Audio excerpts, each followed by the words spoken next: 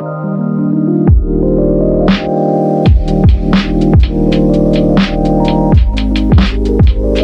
back to my channel. I am so excited to finally be back with you guys.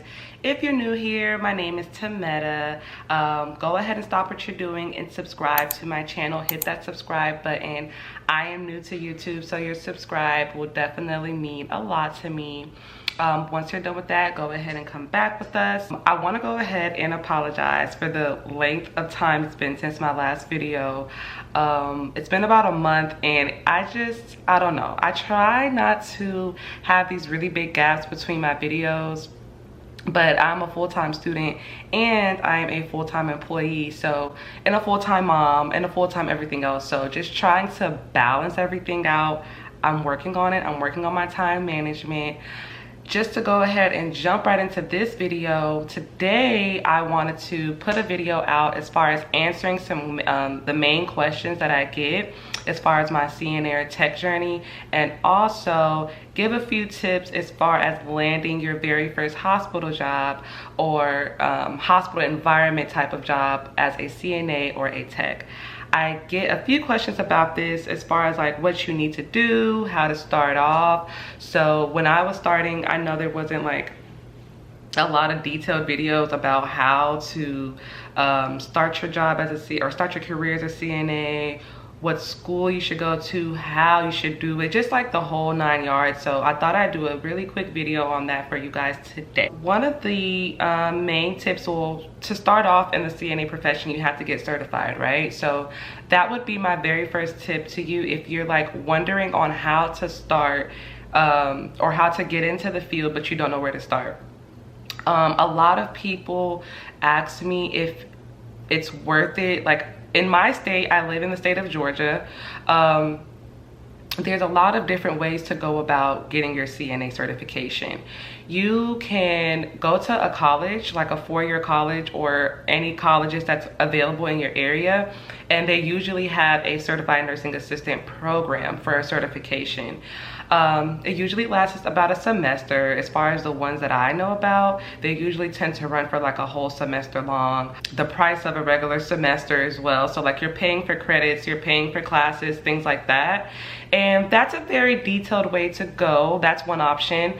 The second option, and if you see me looking down, I just have my phone because I noticed I'm always rambling a lot in my videos, so I'm trying to like narrow that down and just get out what you guys need to hear. You have the option of going to like a whole college, doing it that way, or there's usually like technical schools or medical professional schools where you can just take a certification program rather than like an actual class, a series of classes in a college setting.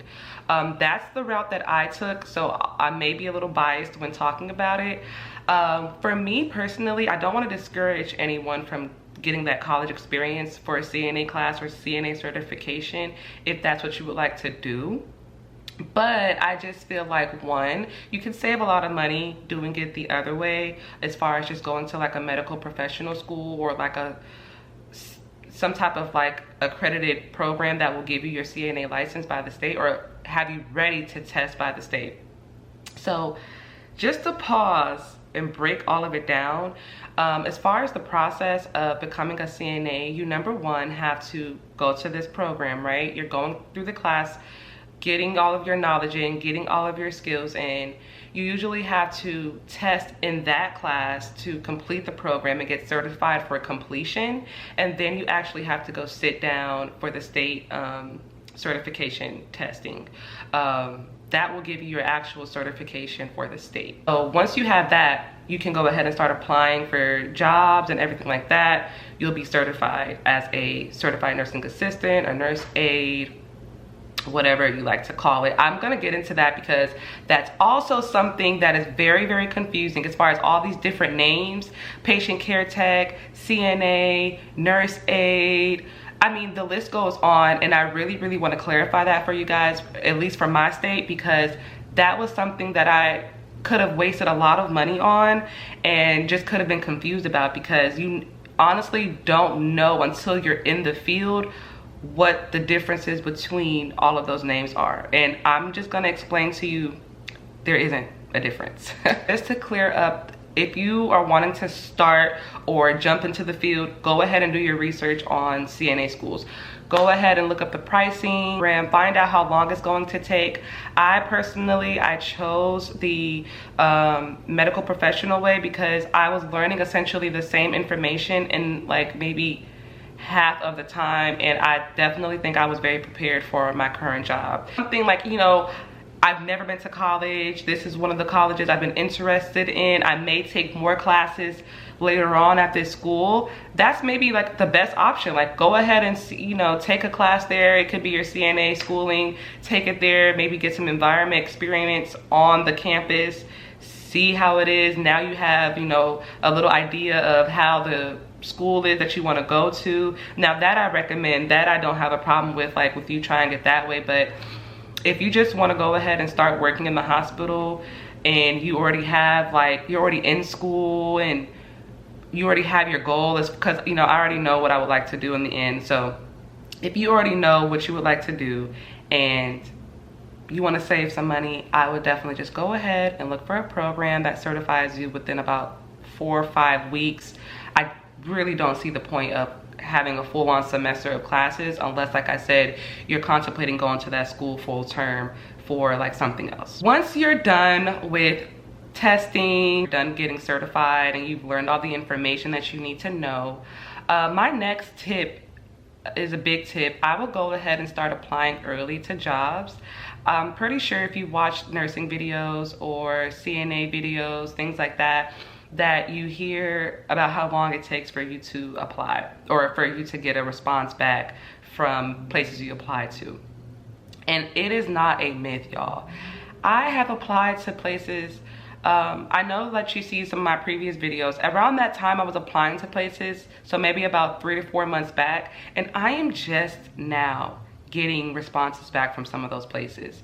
It's insane, and it leads into my next tip, but just to lather on this, I strongly stress or ask you guys to apply early. I say apply when you start the program, like your certification program. I say start applying to things then, because it literally is insane to me on how long it takes for you to get a response back.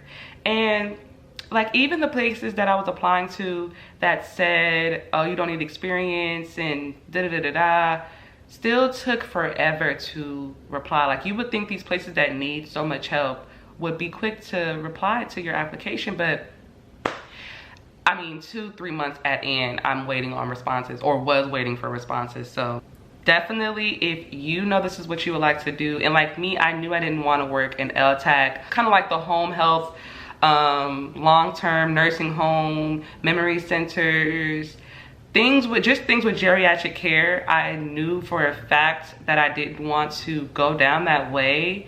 I just hear that they're overworked. I hear that they're not paid adequately. A lot of the rates that you hear for a starting CNA is for CNAs that start in a nursing home or start in LTAC. Hospitals usually start their techs off a little bit more. So off the bat, I knew when I was in my certification program that I just would not, and again, this is not to be negative towards any CNAs out there that are in home health, are in nursing home care, because we need you. Like, really not to like be offensive towards that specialty, but I just knew that when I started, or when I got into the healthcare, I did not want to go down that route.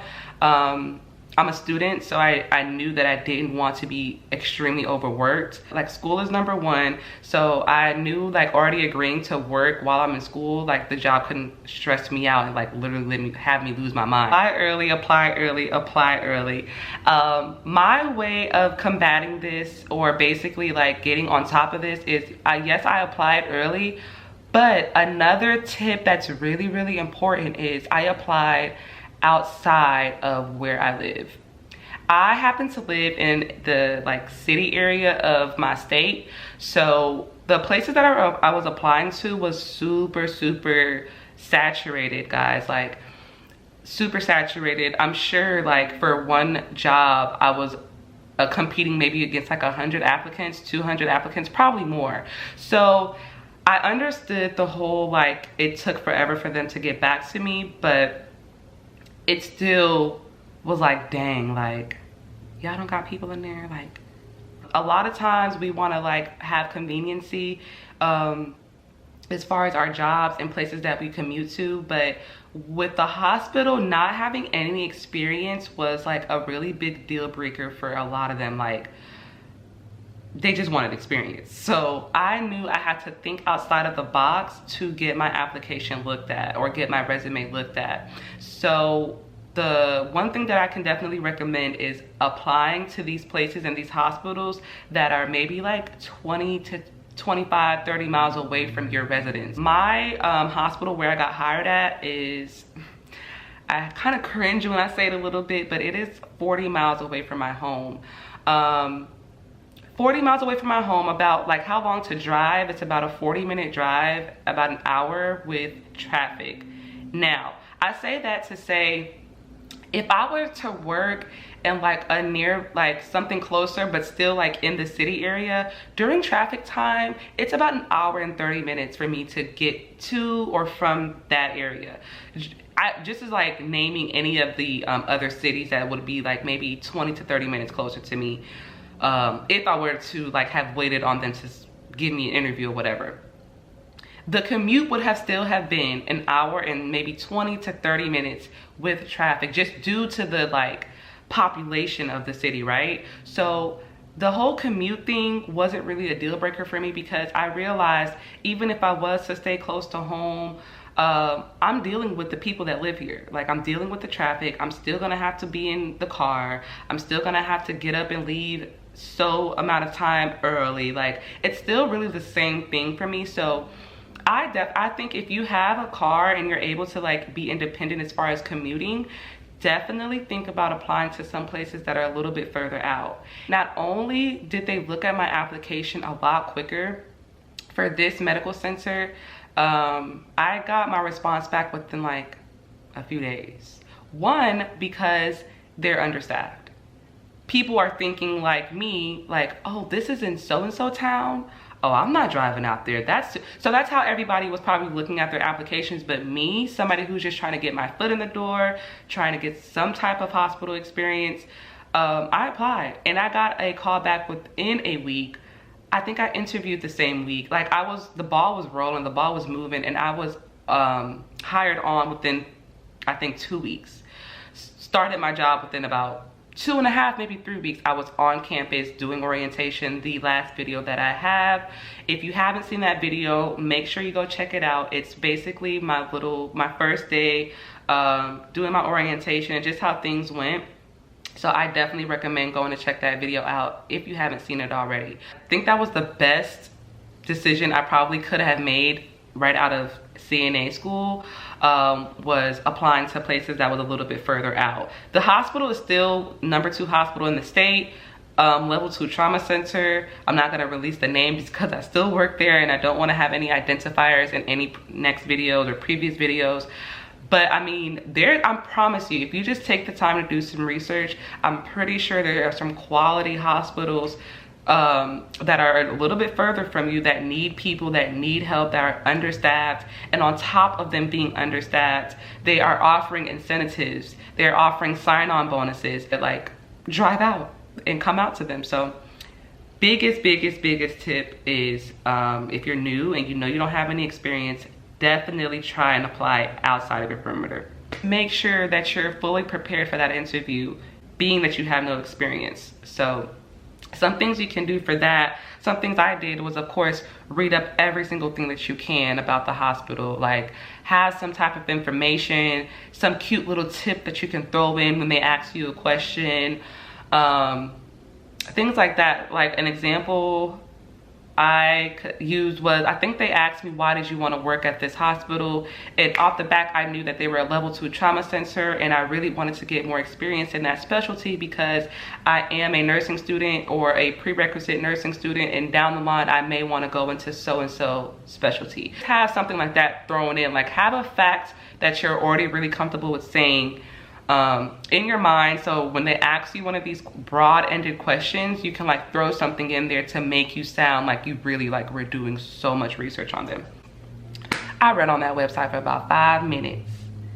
The little about section, read it for 5 minutes, wrote down about 3 or 4 facts that I saw, and was able to like throw in little bits and pieces so I didn't sound like a total nerd, but like I knew what I was talking about. The tip that I can say is have some questions ready for them. Have some questions ready for them, because that's something I didn't do and I regret it. Because like when you're new and you're trying to like get your foot in the door in these hospitals, you're like just saying yes to anything. Yes, I can work 1,000 hours a week. Yes, yes, yes, yes, yes. And you don't really take the time to like ask them, hey, how is your diversity on the floors? What do you guys do to support teamwork?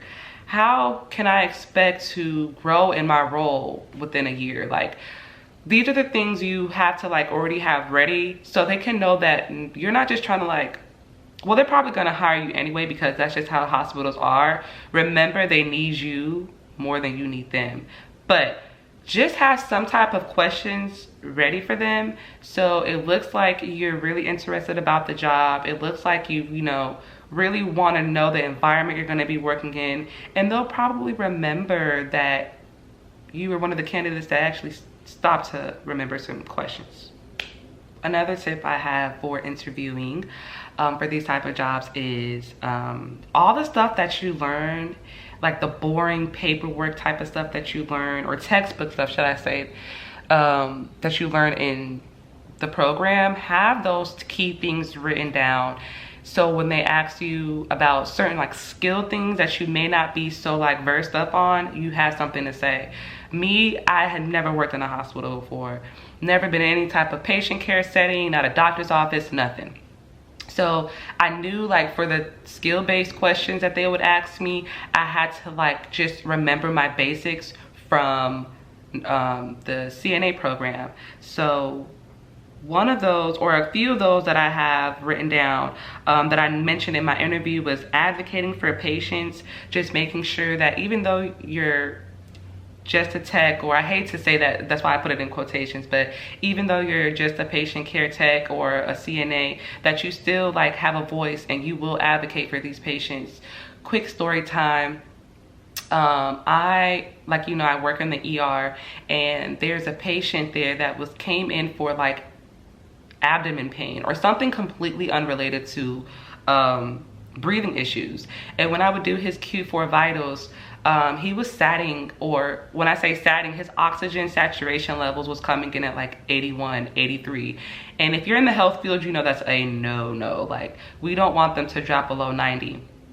And I think I had to tell the nurse about, or I had to tell the charge nurse, honey, because the actual RN was just like not really like concerned that this man was damn near satting in the 70s. And I had to like go to charge. Hey, I've been in so-and-so's room about 3 times. This is my 3rd Q4 vitals, and every time that I'm in here, he is satting at 83. And I had to get him to like take big huffs of breath to get him to 90. Like, someone needs to go in there. He's not on telemetry. He's not on an O2 sensor. Like, y'all need to make sure this is being watched so we don't have someone crashing. Advocate for your patients. You may not have an actual story to say yet, but think of a time that you advocated for a customer or a child, like whatever type of setting you were in. If you were in a daycare before, if you were just working at Kroger, remember a time that you advocated for that person and try and like relate it to how you would advocate for your patients.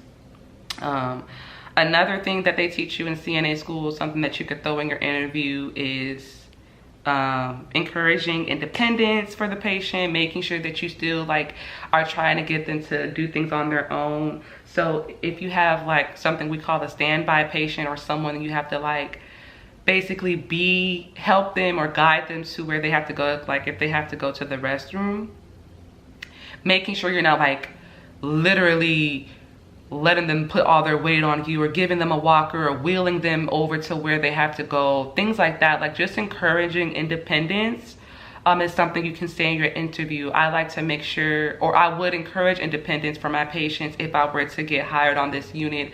I want to make sure that we are always encouraging them to have their own independence, things like that. Blah, blah, blah, will make you sound so great for that type of role. The last part of this video, or the last thing I want to touch on, is something I mentioned earlier, and it's something I get a question about. I think I'm just gonna go over like 2 or 3 questions that I've gotten a lot. I want to do a separate, like, more detailed video for questions you may have about the whole starting CNA, being a CNA in a hospital, anything that you have in regards to that. I want you to leave a comment with your question, and I'm going to make another video on all of those questions. The number 1 question that I get, y'all, is what certifications do I need to work in the hospital? Do I have to get a patient care tech? Do I have to be get a surgical tech? Like, all these different questions. What is the difference between a patient care tech and a nurse aide and a nursing assistant and a certified nursing assistant? Are those all the same thing? Basically, that's all the same question, right? And here is the answer.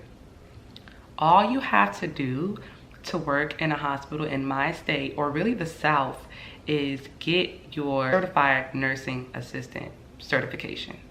That's it. There will be places and schools, and these medical professional schools that I told you about, they will have programs for patient care tech. They will have programs for phlebotomy. They will have care or classes for CNA, like all these different things. And the only thing that I would say that's different or that's worth taking a separate class for is phlebotomy or medical assisting. Those are really the only 2, like, yes, those, like, this is a separate field within the hospital. But patient care tech, certified nursing assistant, and nursing aides, those 3 names are the same thing.